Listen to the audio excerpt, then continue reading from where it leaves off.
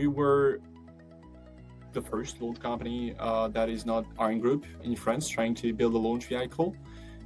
And we had very little experience. We did not come from the space industry. The good thing about us is, most of the launch companies started with people at schools who had a project.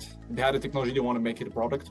We did not have that bias because I don't care if it's squared, I don't care if it's oblong. I want my product to be the best on the market. And to be the best on the market, it has to answer my customer needs. What my customer need is a cheap enough rocket compared to the other direct competitors, and to also have very fast launches and a lot of launches every year so that they can deploy the constellations. 5, 4, 3, 2, 1, 0. All engine running. Liftoff. We have a liftoff. Hey, space enthusiasts, welcome back to another episode. I'm having another European space startup as my guest today. It's Latitude from France, and my guest is Stan Maximin, the founder and executive chairman. Welcome, Stan. Hi, thank you for having me. It's a pleasure. And Stan, we usually start this by the entrepreneur giving the elevator pitch on the company. So if you may, please. But yeah, we're a transportation company. We're a logistic company. Basically, people need packages to be delivered. We deliver packages. However, it's in space. So what we do is we're focused on specific packages, which are kind of small satellites. The smallest ones, anywhere from 50 kilograms to 200 kilogram satellites. These packages needs to be delivered in different places into space, and so we built our own little vehicle to deliver them. It's called Zephyr. It's a rocket. It's about 20 meters tall, and it can launch up to 200 kilograms about anywhere into low Earth orbit. And we do that at scale because the goal is to deploy massive constellations very, very fast for our customers to help them, get in the right orbit, because it's very hard right now because launch is very much constrained, but also get there as fast as possible so they can start making a lot of revenues very fast and make them, earn millions more by doing this. Company is about 5 years old. First launch is in about 12 months. If everything goes according to plan. And that's about it. And so why did you decide, you're the founder, why did you decide to start a launch company? Can you talk a little bit about your background and what led you to this, quite challenging but also exciting decision to start a launch company? I'll start with the why. Why company? A space company in particular, because Latitude is not really a launch company. We see ourselves as an infrastructure company. My vision and our vision for the space industry is that we see and it's already started. We want to be, part of kind of all the catalyzers needed to basically drive a new space era in which we'll have plenty of resources to harness to, improve our life on Earth. Whether it is satellites, whether there's other resources, space explorations, anywhere from this. But we need the bricks to build the house. We need the rails. And in Europe, these rails are incredibly rusty. So the goal is to basically, bits by bits, improve the rails, improve the bricks. And we start by the launch, because launch is, kind of the less interesting part of the whole space industry, in the sense that it doesn't add value to anyone on Earth directly, but it does basically unleash all the value in space. Like, you cannot do anything in space without launch. So you need to have launch solutions that can enable all the companies, the pioneers, the entrepreneurs to develop their ideas into space. And that's why we started with this, because launch was incredibly, and still is incredibly constrained. Right now on small satellites, and in the next 10 to 15 years on all the satellites and all the mass. So that is why we started with launch, because in Europe we are incredibly late on this, and in the world it is not yet achieved. We like to talk about a lot of launchers on the market. I'd like to see them. I think our customers would like to see them. It's not the case yet, for many reasons that we can discuss. So yeah, that's why. And myself, why space industry? Just, I mean, it's cool. I was always passionate about space. I love the space industry, and I love what it brings to Earth. I just want to work in an industry that has a massive impact on our civilization. And there are many others, but space is kind of as a whole, improves every factor of our well-being, of our kind of how rich a society is. Yeah, it just improves every factor of our lives. So I think it's why I love it and I want to be part of it. So yeah. Yeah, yeah, makes sense. And so you said you started about 5 years ago. So Yeah. that's 2020. So I don't know, that's right before COVID or during COVID. So probably as an additional complicating factor. And you're sitting in France, and of course, yeah, we'll talk, maybe in half an hour or so, probably about the what you were referring to, the situation of the European launch sector. But of course, technically, we have long-established rockets in Europe, like the Vega, the Ariane, and so forth. So it was quite of course, bold move to go and start a launch company in Europe. What were your first sort of reactions, conversations? Were people taking this seriously? Kind of talk a little bit, because we have many listeners who also want to be entrepreneurs. And how was that was there an initial hurdle? What was that hurdle, and how did you overcome it? So we really started early 2019, and right before COVID. COVID was, it delayed the project a bit, but at the same time, we did not have a lot of cash, but we did not spend a lot of cash either. So we were not at risk. It was even, I think, lucky. Anyway, so when we started, we were the first launch company that is not ArianeGroup in France, trying to build a launch vehicle.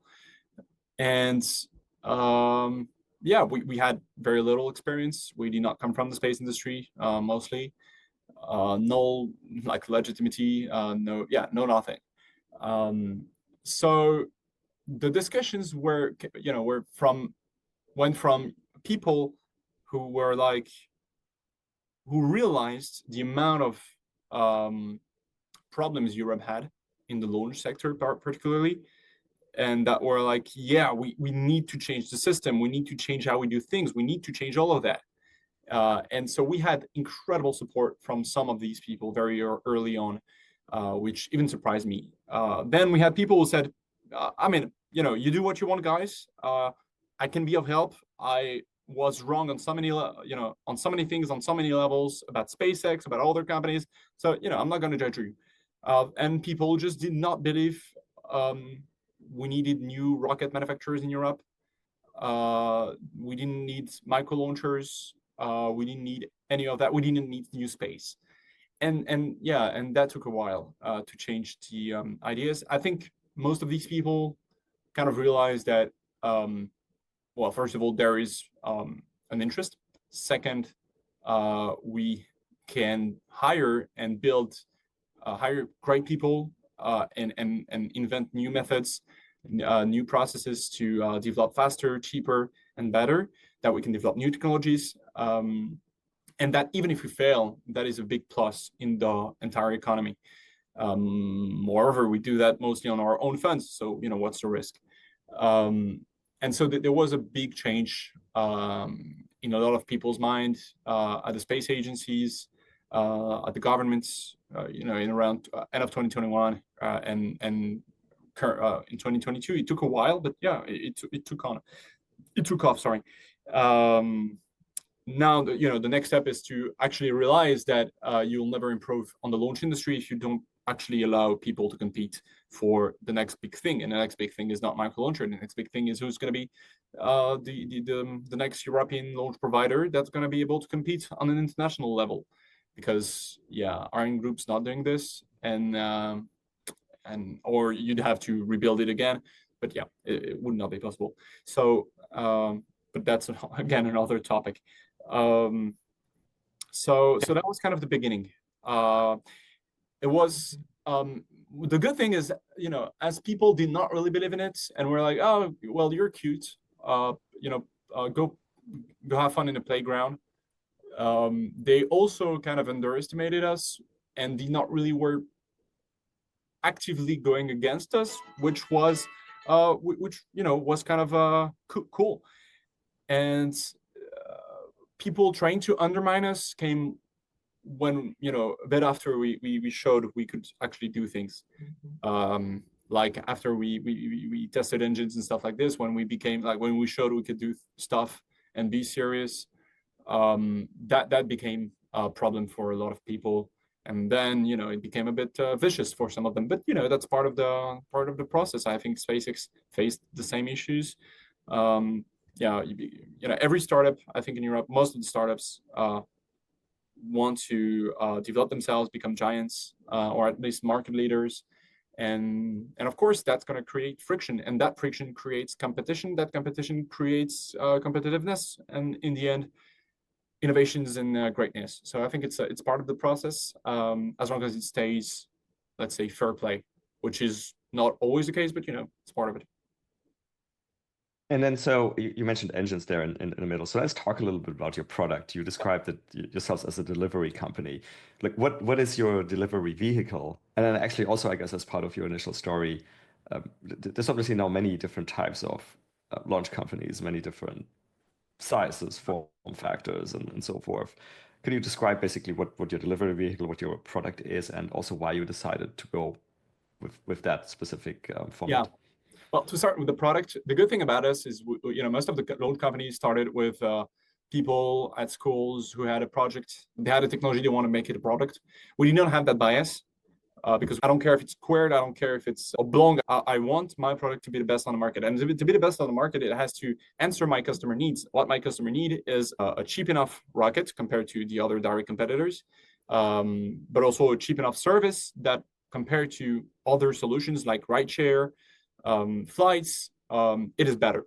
And so they need to also have very fast launches and a lot of launches every year so that they can deploy the constellations. That's their basic needs. And they need to have, of course, a big enough capacity, and they need to have a big enough fairing. And so can I just push back on that a little bit? Yeah. Because you were starting there with cheap enough, and of course I get that. Having said that, at the moment the launching situation, of course, if you look at it globally, is that you have companies like Rocket Lab, which, I mean, at least in my opinion, are not cheap. Yeah, no, they're not. So aren't there other factors like, in my mind, the most important one maybe that you actually can reliably get to space, that people know there's a good chance your satellite is actually going to make it. It's not going to blow up on the way. No, that is things also like a reasonable cadence of launch. I think what Rocket Lab has shown is, people are ready to pay an enormous amount of money as long as they can have a dedicated flight and all the benefits that come from it. A Rocket Lab flight right now, an Electron flight is about anywhere from, you can get it as cheap as 7.5, but it's no longer the case anymore, up to 8.5. I think it's their average launch price on the market. And 8.5 for around 250 kilograms is very expensive. Will be about anywhere from 3 to 4 million cheaper than this. So that is a big change, because we do believe we need to lower the costs to even improve and to get a larger market share compared to rideshare. Like, there are some people who cannot afford yet dedicated flights, but they could if it was, again, a bit cheaper. So and also we want to crush the other competitors. So, if we can compete on price, it's the best product. That's the first thing. The second thing is, as they are expensive, it's difficult to have a lot of flights. I think they can go up to 25 flights per year. They haven't proven this yet because reliability issues, as you talked also. The problem it creates is that you then present less advantages, unique advantages to your customers, which is, I can literally deploy your constellation in 10 weeks. If Rocket Lab can outperform SpaceX on the speed at which you deploy satellites and constellations in general, then you do not really reduce the total cost to orbit, which is a very important factor to customers. And then, you're less competitive. So, I think our logic is we come to the market with a cheaper product, but that's still way more expensive than a dedicated flight, like anywhere from 2 to 4 times more expensive. But at the same time, you can get to orbit 2 to 3 years faster than on any other rides on the planet, which means that you will basically make way more millions.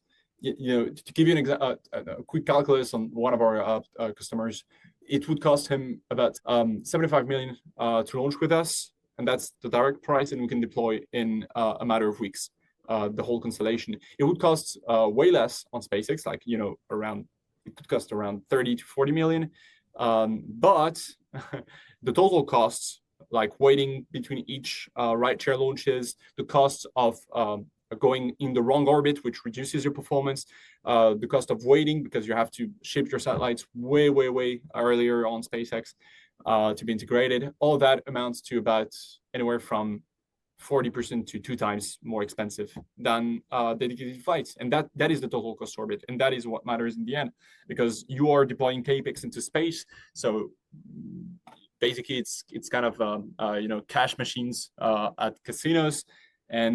And that's what matters, not just paying the delivery of it. It's misunderstanding the whole concept of assets into space, I think. So yeah, that's the difference, and that's what we want to bring. Okay, so let me ask a couple of follow-up questions on that. So one, just sticking for a minute with the comparison with Rocket Lab, since that's the sort of only competitor on the market, most frequently operating, obviously, small launch company out there. And from memory, it's a similar sort of payload capacity than you guys, yeah, it's right? the same. We are Electron and us. It's the same. It's literally the same. Okay, and so Rocket Lab obviously has been operating for a few years now. I forget now. There's somewhere 50, 60 launches or so in total from memory. They have set up a production line in New Zealand, so they've had ample time to make their production processes efficient, at least in theory. So they have as much as the product allows, reasonable launch cadence, right, to amortize development costs and all of this.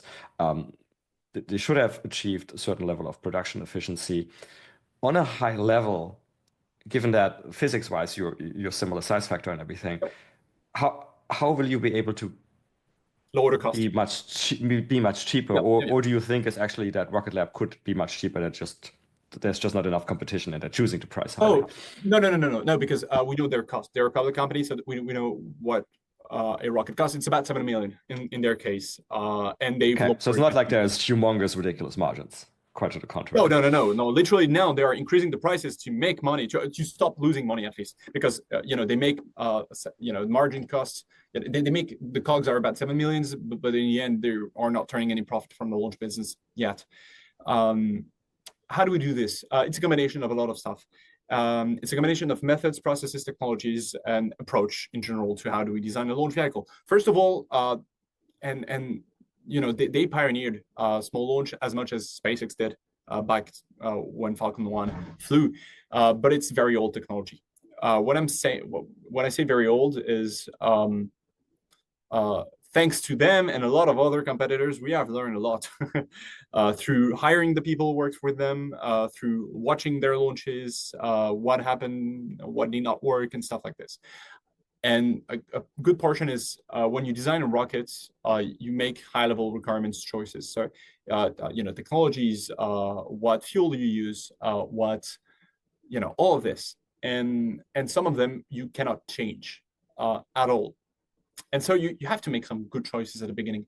Otherwise, it will not be possible unless you redesign a whole launch vehicle, which will cost about 100 million, 120, and another good portion of this also in investments to produce your rocket. So it's not profitable for Rocket Lab to do it again. It's way more profitable as a public company to reinvest 300 million more and build a very new launch vehicle without all of these flows.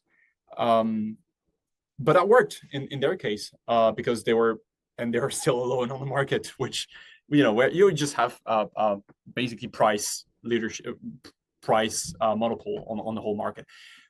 What we did is basically I can name a few things. On the methods, we really insist on design to cost, which means as we are not biased towards any technology, basically we did a lot of iterations and optimization on the rocket itself on the constraints of the mission, which is 200 kilograms, and on the constraints of the cost and the physics of the Earth and space, to actually choose the technologies here and there.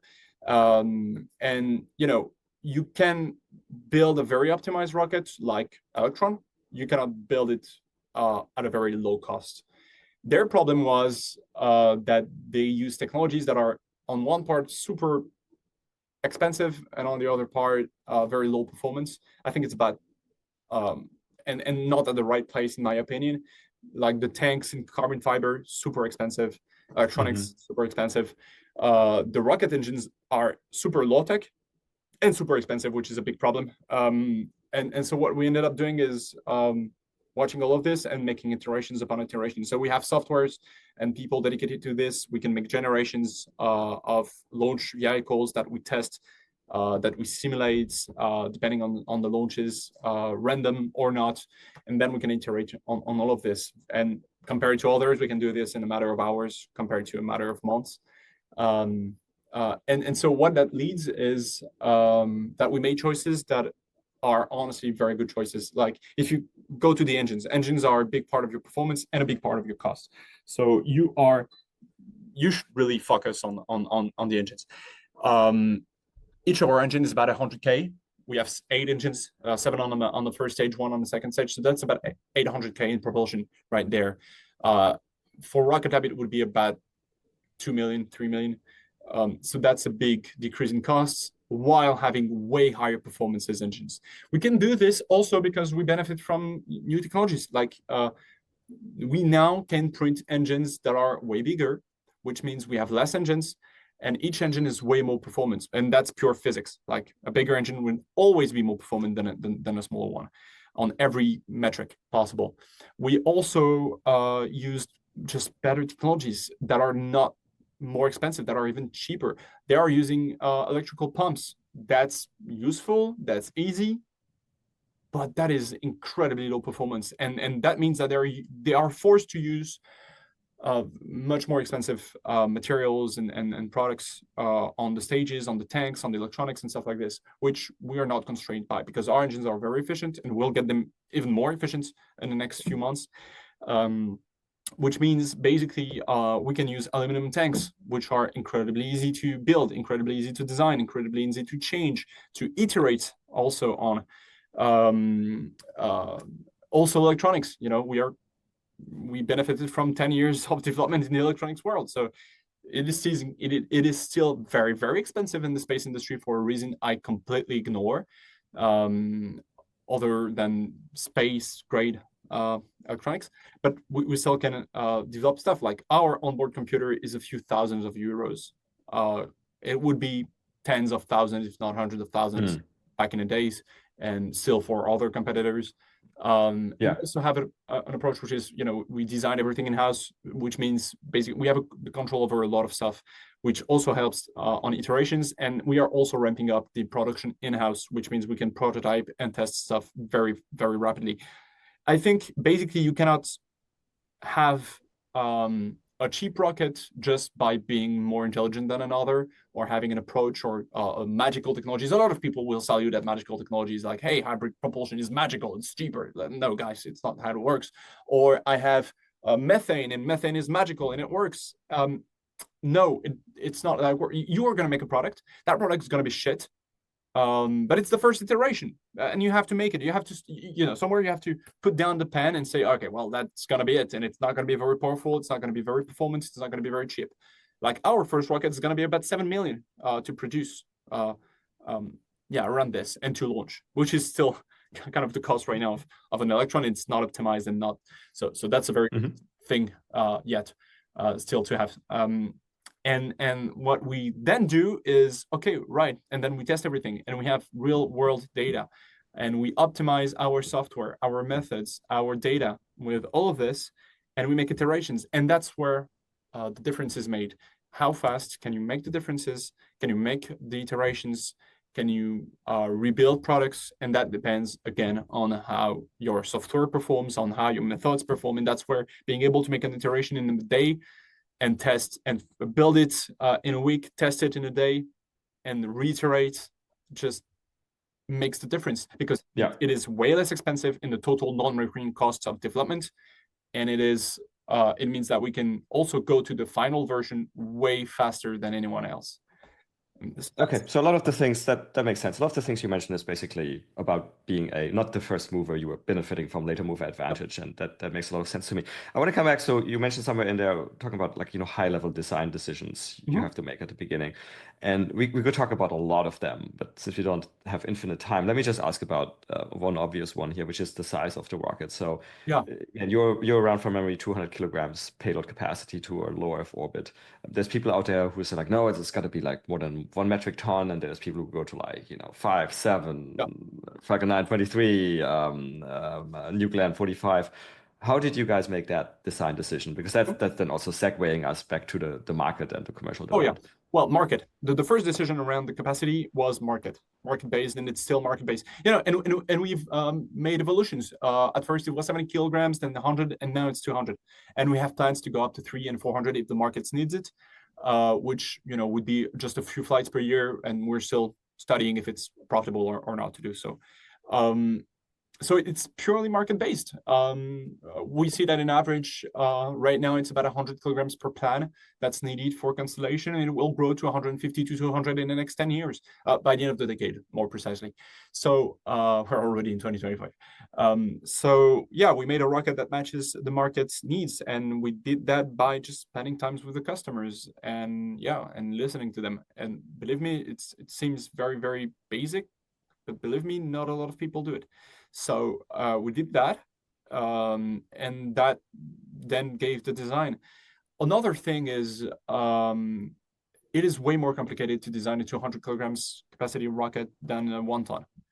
I mean, you always will have performance problems, but as I said, the smaller you get, you go, the higher the problems are in terms of performance optimization, and so you have less margin to optimize on cost. And that is why my rocket's going to be more expensive than 1 ton rockets per kilogram, supposedly. But it's the case. It's the case. Let's take Firefly. We are a bit more expensive than Firefly, and that's normal. That they can launch about 700 kilograms into space, and that's about 15 million. And so we're not that far away, but we're still a bit more expensive than them because they benefit from just scale economy and more performance naturally, thanks to physics. Small rockets have other advantages, but honestly, mostly it's painful. So just some people would not achieve having that performance, which I think it's a big case. But it was market driven, and then we also made it possible thanks to our technologies. And I said, sometimes we use very low tech technologies because who cares? Like, you don't have to reinvent the wheel. On a turbopump, it's the case. Like on the pressurization of our turbopump, it's the case. But the turbopump is super, super high tech, for example. And it's a combination. And same for the tanks. Tanks are very, very low tech. Engines are very, very high tech. We use 3D printing to a level that's never been seen before on rocket engines. So it's just a combination that you do, and that's how we made it possible. But of course, it's still a struggle because right now we don't have 200 kilograms capacity. Like right now it's about 70 kilogram, and it's good, and it could go down to 0 on the first flight, but we'll optimize, we'll reduce the margins, and then it's a whole improvement, but it's still feasible. I think it's very difficult in general, and I think that's why people went directly to the 1 ton, which is a bit less complicated. So where do you see so kind of just drilling down a little bit in the details, where do you see your sweet spot customer, right? Because there's a 200 tons, no, that's Starship. 200 kilogram, ambitious. The 200 kilogram vehicle, right? So if you talk about you're basically launching satellites, obviously. Yep. So if we're looking at satellite form factors, right? So as we both, as many of our listeners know, for quite a few years there was this sort of CubeSat craze of really small, but then people are kind of moving. They have moved basically, I think it's fair to say, away from that because you just don't get sufficient performance out of these, right? Definitely. So now you see many people who have these sort of 150, 200 kilogram satellites, sometimes slightly more, I guess. So then you would be able to launch one of those, but then you were talking about deploying constellations, right? So, let's say it's an EO constellation, SATCOM constellation, you still typically have more than one satellite per orbital shell, right? So it kind of intuitively would seem make sense to me that you would be able to launch several satellites in one go. But then maybe that's because maybe you have seen with your customer research that there is a market sweet spot of people having, I don't know, 50-kilogram satellites. So where do you we don't look at okay. I think it's a bad metric to talk about satellite size. I mean, it is, but it's a metric. It's an important one, but it's not the best one. The metric we should look at is what's the average mass for a given market. Because I'm not saying the less than 200 kilogram market is better than any other. It's just different. It's just in general different. Like some people who build 200 kilogram satellites will need to deploy 5 at a time, and that is a 1-ton launch market. And I will not get into it, because I will be less efficient. But for those who need to deploy just one, or for those who have 4 50-kilogram satellites to deploy for each spot in orbit, then we are the best option. And that's just it. And so the average mass launched per orbital plan in a constellation is right now way less than 200 kilogram, way less. Okay, I'm removing the mega constellations because they're not potential market. When I'm taking every satellite less than 500 kilograms, the average mass launched on one orbit is way less than 200 kilograms. Why would you need a bigger launch vehicle? Of course, it's going to evolve. And right now the market is launch constraints, which means people are not doing what they want. And a big part of this is, and what we've seen is people optimize like the first or second generation of satellites, like Planet Labs, Spire and everything, optimized for one single orbit because it was the only orbit they could go. Like they could put everything into an Indian rocket or PSLV. They could put everything into rideshare service, and then they deployed the constellation. But they were very much launch constraints. But now constellations are like, hey, I want to cover the whole Earth. I want to cover it under certain angles. I want to go into dawn-dusk orbits, which are very specific. I want to do all of this. And then there is no one available. And so that reduces massively the mass per orbital plans per constellation. So definitely the sweet spots in terms of satellites going to be an average, the 50 kilogram, the 100 kilogram, and the 200 kilogram. And then you also have bigger ones. And most of the constellations will need to go to have orbital plans that are around 200 kilograms and by the end of the decade. And this is going to stay for about maximum 235. And then then Starship's really going to be different. And then we'll need way more power, way bigger optics. And then we'll go to 500 or a ton satellite, because then we'll be able to make satellites that are also way cheaper. It's the case, but 1-ton satellite is still 1-ton satellite. And then it will change again, and then micro launchers will no longer be needed, and the new micro launcher will be the 1-ton, the very small, and then the medium launch will be the 20-ton, and so everything will change supposedly. It is just So where do you see the you mentioned Planet somewhere, and is that sort of like where you see a key customer group right now is remote sensing? They have some satellites that are interesting. They're not the most evident one. Their main problem for Planet Labs, if we go into details, Planet Labs is not really they don't really care about the orbit. They already have a lot of satellites. Their main problem is launch, basically. Like they want to get into orbit as soon as possible every time. And so they literally buy every launch vehicle possible on the planet, as long as they can get into space. I'm making a generalization. It's not the case, but still, like when we talk to them, it's literally like, hey guys, I mean, if you have a spot, even if it's like 10 kilograms, we want to put something in it. And so, but we have other customers. Let's take a non-named ones, a named one. It's, it's a good example. It's a 200 kilogram satellite, and they have about 10 to 20 to deploy. And so, they want literally to go to one place per satellite. It's kind of Earth observation. So, let's say remote sensing in general. And OTV would take too much time compared to dedicated, would add way more risk, because just, OTVs are great, but not to make massive plan changes. You literally need the energy of a rocket to do this. So in that case, it works fine. And the question is, can we have at least 100 satellites per year to do that? And the answer is yes. Yeah. Okay, so talking about so tying this where you currently are as a company. So, Yep. if there's also potential customers listening who think, oh, this is interesting, maybe this is a launch provider option for me. Where you guys right now, I think you have hot fired a engine. You were saying orbital test launch 2026, if I heard this correctly, at Yeah, the end of beginning. 25, but it's tight. Most likely early 26, depending on the test. Right. So yeah, right now we finished the design of the rocket for a few months now.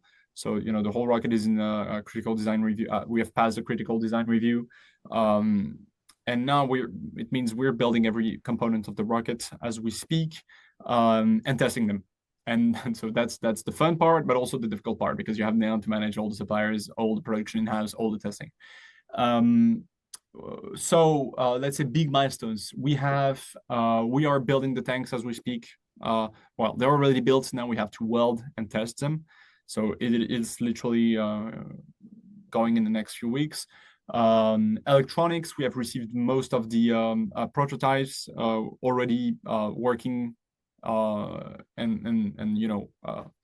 working on our Iron Bird for the past few months, and it's working pretty well. We've also built, 3D printed.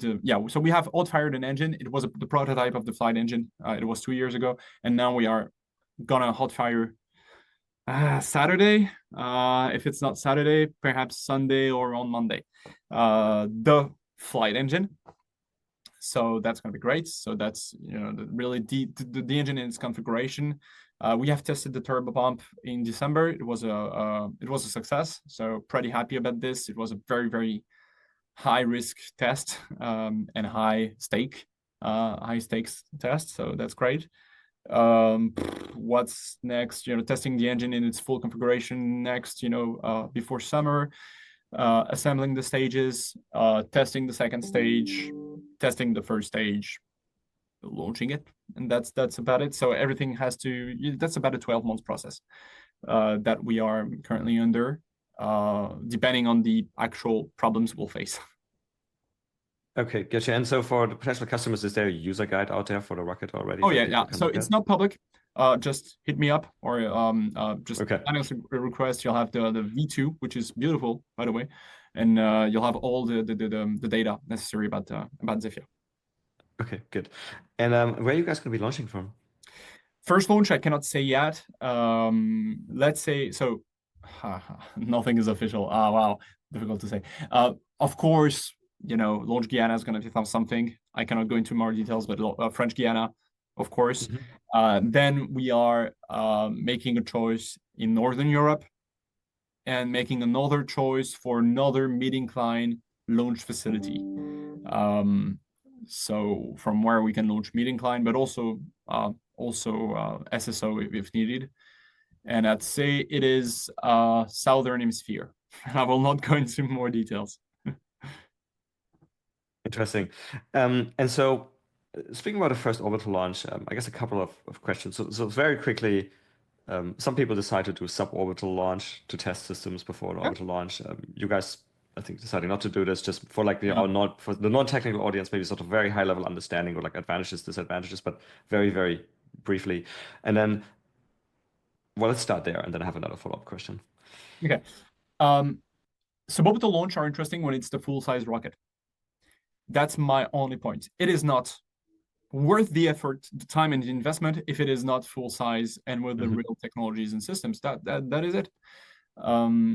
So if you take PLD, it's great that they've done it. It is great that in 12 years they could do a 40 kilometers launch. I think they should have spent that money on orbital launch first.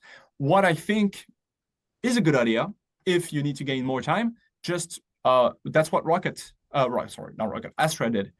You take a rocket, you just make a real first stage, you take just a model second stage, and you launch. And you have a very, not suborbital, but almost suborbital. And that is fast. If you have the full rocket, you can also don't complicate your life with going orbital or full orbital. You could do what we call direct injection, which is you do not hot fire a second time your engine. but at least you have, all the real forces, the real constraints, the real launchpad, the real components, the real engines, everything that's working together, and you learn. Doing it at a smaller scale, you don't learn enough for the amount of money and time invested. That's my whole point. So it's good. Okay. I would not do it. Makes sense. Never know it. Okay, so my second follow-on question is, and you actually nicely threw Astra, the American launch company, in there. So my question was going to be, so history has shown us that a first, even nominal orbital launch is not enough to make a company survive and commercially viable. So Virgin Orbit knows that, Astra knows this to some extent. How are you guys looking at this? Sort of, for example, like, are you guys ready to kind of go a second or third time relatively quickly, or sort of how do you plan with, or how do you deal with this fact that it's not enough to just kind of go to orbit once? Okay, I agree that it's not enough. I don't agree with the fact that it's the only reason. I don't even think it's 50% of the reason. I think you cannot develop a small launcher for $1 billion. You cannot spend 500 million and going public and not being able to deliver on further rockets, etc., etc. So I think it's not because agreed. It's not enough. It's other factors that also, put the nails in the coffin. Now, I kind of agree. You cannot just do the first and say, "Hey, let's go." But Astra raised a lot of money with just the first launch, so they just executed. Then that would be fine. I've been fine. I'd say that yes, what we've planned is, of course, our first launch going to burn. I hope not on launchpad. That'd be great. That's our only objective: lifting off and going a bit as far as possible from the launchpad, and then everything from there is bonus. So we do not expect even to go into space for the first flight, and that is great. It's going to cost me 7 million, but at the same time, it's going to be way faster, so way cheaper than running the simulations another year or 2 years. So I'll get the real data, and then the important stuff is to get to the launchpad quickly. For this, what you need is actually to produce the same version of the rocket, but not fully assemble everything, and to be ready to do your analysis. So, okay, what basically went wrong during the first launch, and modify stuff and reproduce parts that need to be reproduced. And then it's a bit of a gamble. How bad is it? How bad was the problem? Is it designed linked? If yes, is it very bad? Like, is it like literally your turbo pump does not work? Or is it just I had a valve that just did not work? Is it the electronics? Is it, and depending on this, you could come back very fast. That's what Astra showed, and honestly, that was incredible. Like in a few weeks or months, come back to launch, and that is our objective. Minimum of 6 months.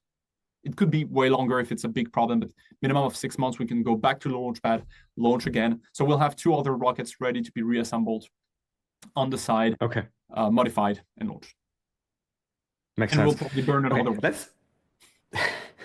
Yes, it's rocket science. So let's talk about the wider market a little bit. And I want to do that sort of in concentric geographic circles, not dwelling too long on each, but sort of just like high level. So one is France, right? So you guys are obviously based in France. Actually, from memory, you're based in the Champagne region originally. So absolutely. Nice. Maybe you can fly some champagne to orbit sometime. We will. Flown red wine. Okay, good. And then just in France, you have like Space, which is a subsidiary of Ariane, right? From memory, you have I never know how to pronounce these guys. Space or whatever. Very good. Those guys. And then you have Sirius. How do you guys see the sort of like national competition very briefly? Any sort of key differentials you want to highlight? And then we kind of go to the wider European market.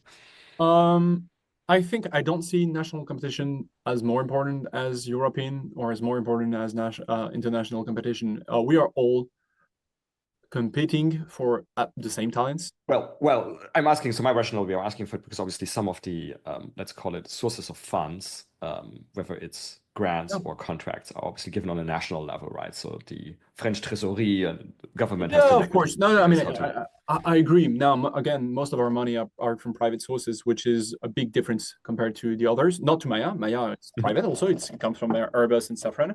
So very good. Yeah. And the others kind of never really raised a lot of cash and kind of survived with the French public money. So again, that's not what matters for me. My opinion on this is competition is important. So as much people there are, it's good, but we also need to, for products that take such a long time to develop, a market cannot make a difference. I mean, financial market can and should, by the way, and that is why contracts should be linked to availability, capability to raise funds, at least. Otherwise, you cannot just subsidize people to the product when there is competition. Otherwise, you just dilute the effect of your policies. That's my opinion. It's still cool that they've done it. It's almost the perfect way to do it with the contracts that they gave for companies. I would argue 4 is a bit too much, or I would argue they should have given the same amount to everybody, or not by the million, just at least not by a factor of 10 difference to some of the competitors. Now what's done is done. So let's maybe say with that segue to Europe, this point you made there that 4 is maybe too much, right? So then if you go from France to the wider European scene, right?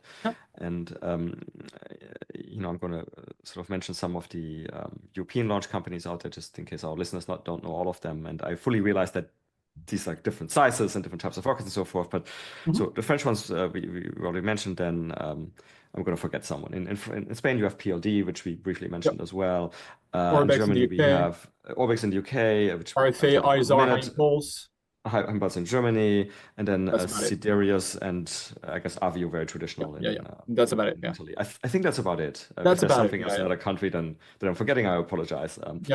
But so that seems like a lot for Europe, right? And you mentioned this on the French con as well. Maybe 4 is too much. So, and we had this. I mean, you mentioned Orbix, and we had this very interesting news just a few days ago that the UK government decided to make a direct equity investment in Orbix, which seemed to be putting a stake in the ground, saying like, well, this is going to be our national launch company and supporting them. So, in a sort of worst case scenario, of course, and I'm saying this as a European. I look at this and it's like, oh, great. Europe is like fragmenting again, as it always does. It's sort of like back in the day, we had like every country had their own national airline. Like Greece had Olympic and Belgium had Sabina. And of course, they all went bankrupt because there wasn't enough commercial demand for all of them. How do you see that developing, and how can European policymakers avoid a suboptimal outcome? And then there was also a very recent letter to the EU that you guys signed and a few others signed, and maybe you can kind of talk a little bit about that in the context as well. All right. I agree on your analysis. To just come back a few times on France, what I would say is, they did the right thing. They just did not really choose. We had subsidies, innovation contracts, and then the contract should have been the time to choose. They did not. That's done. And I fear we do the same in Europe. That's why I'm mentioning it. My opinion is, yes, there are too many people. That's cool, because we need competition, and competition comes from having competitors.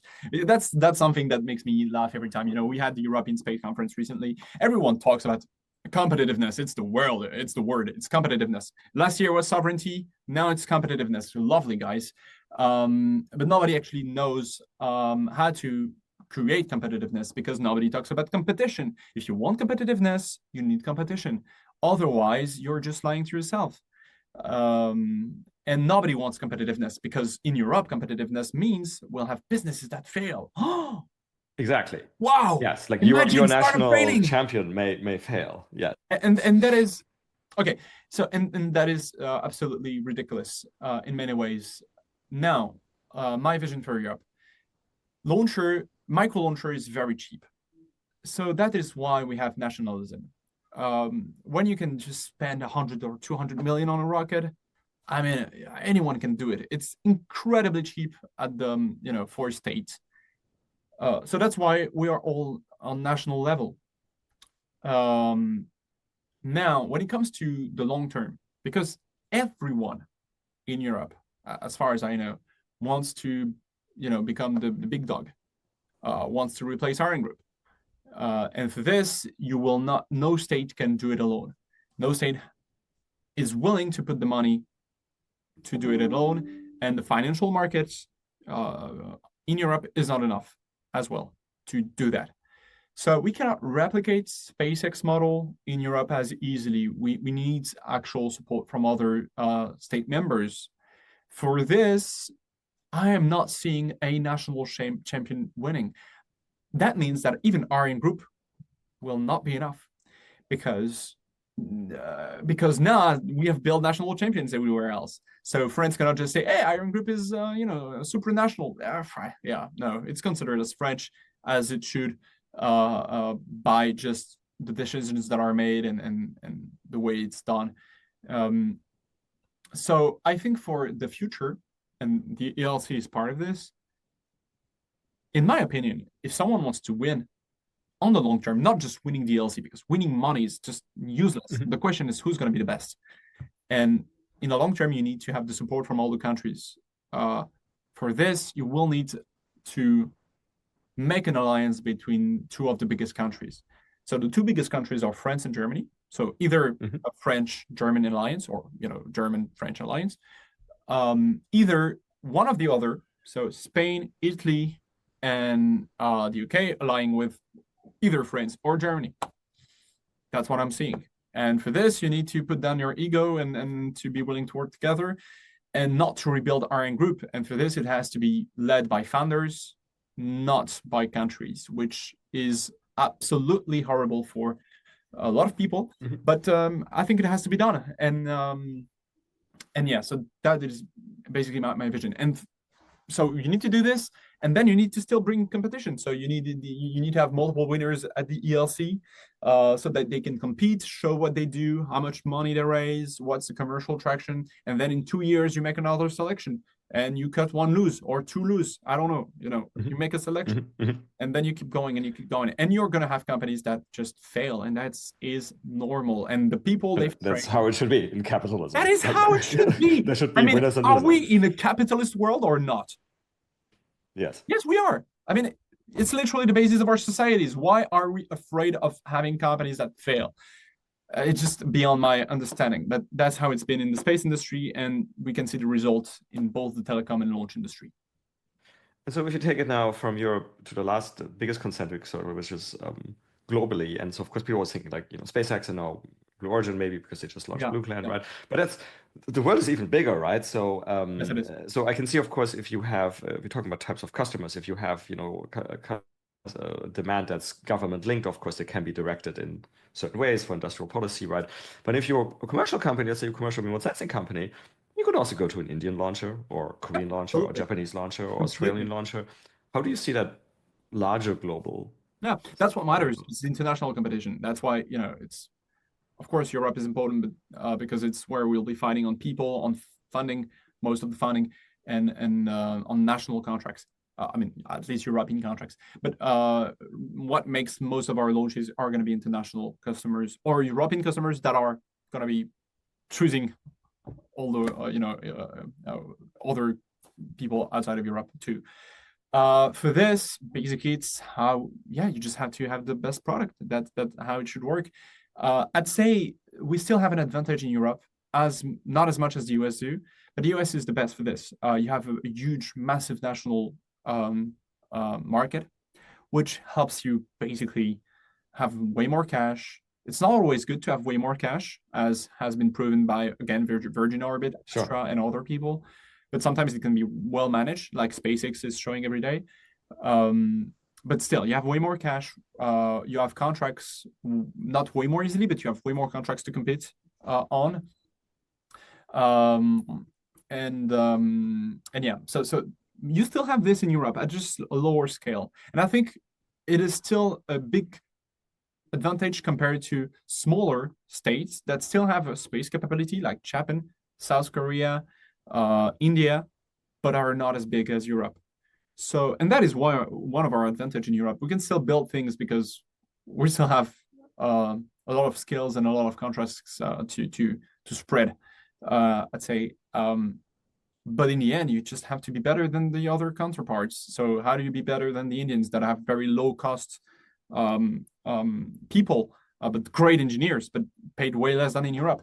How do you manage against the US that are gonna outfund you by a factor of 10?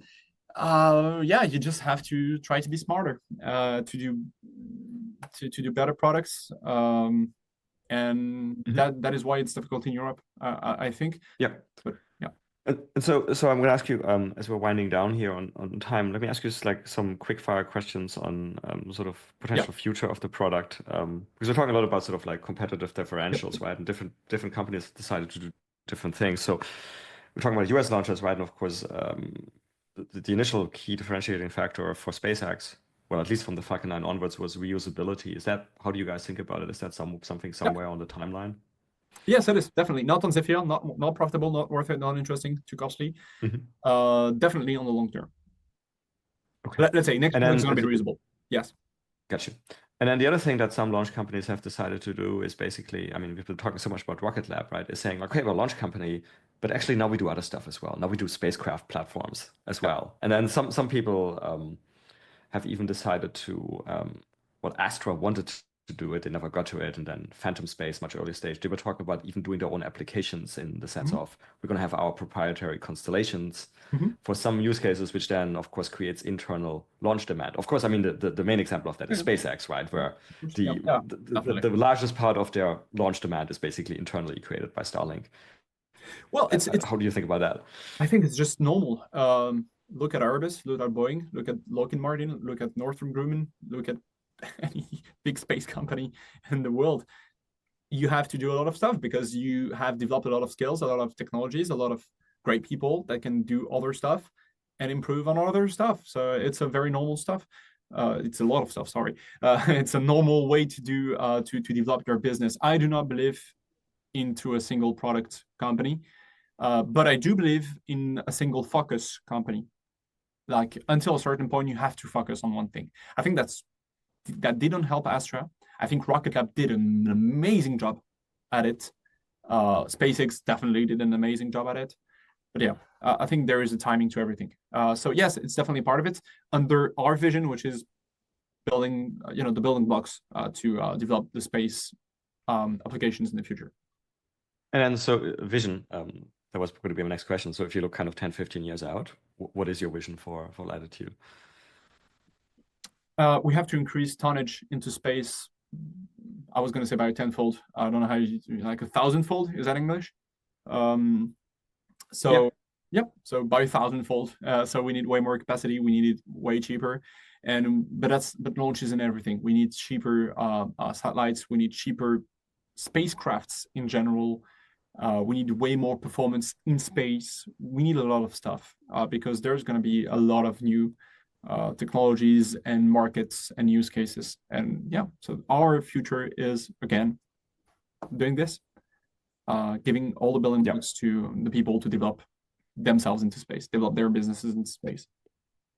Let me close on three fun questions. Two are the same in all of our episodes, but one is more for you as somebody who builds a rocket. So if I look at rockets, they've basically been more or less the same for a long time, right? Yep. So it's basically we're using chemical rockets, right?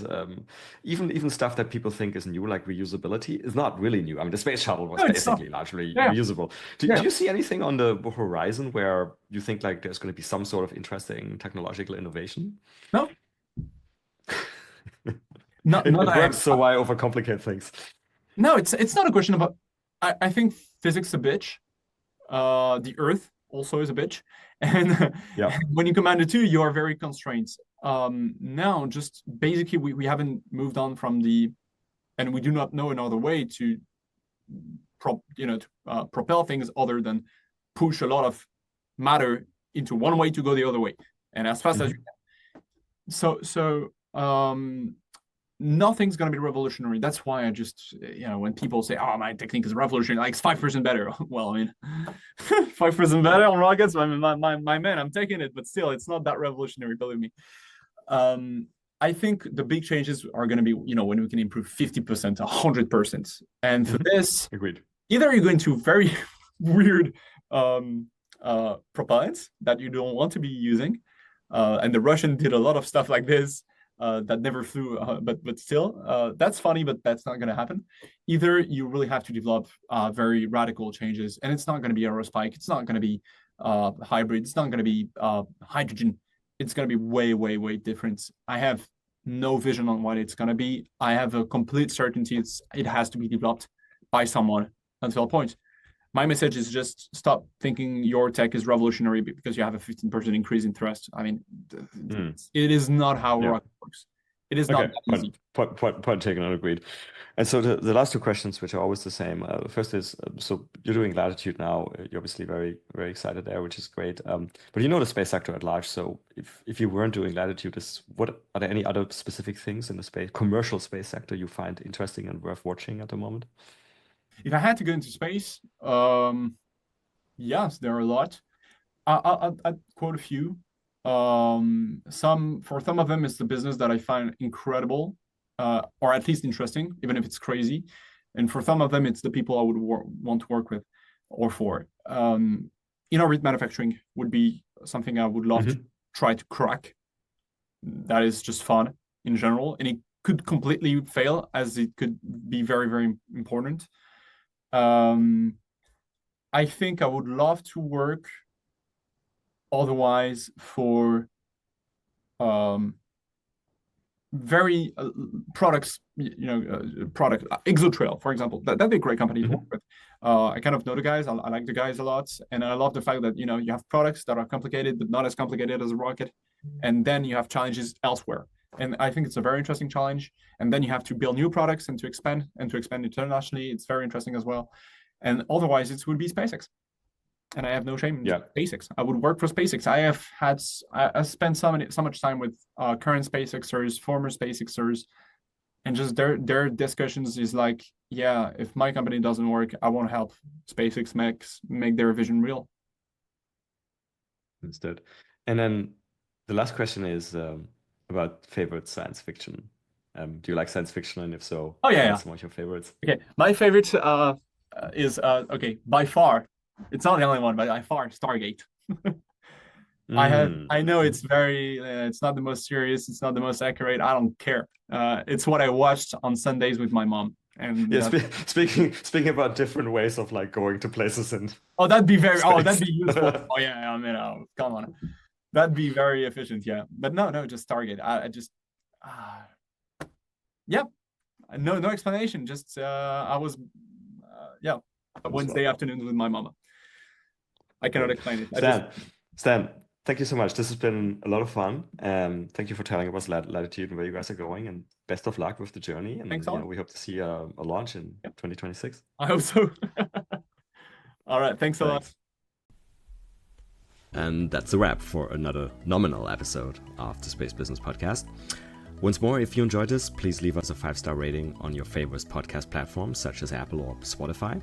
You can follow us on Twitter at podcast_space. You can support us at www.patreon.com/Space Business Podcast. Lastly, if you have any feedback, including ideas for guests, and that may include yourself if you have an interesting space story to tell, or interested in being a sponsor, drop us an email at spacebusinesspodcast@gmail.com. See you for the next episode.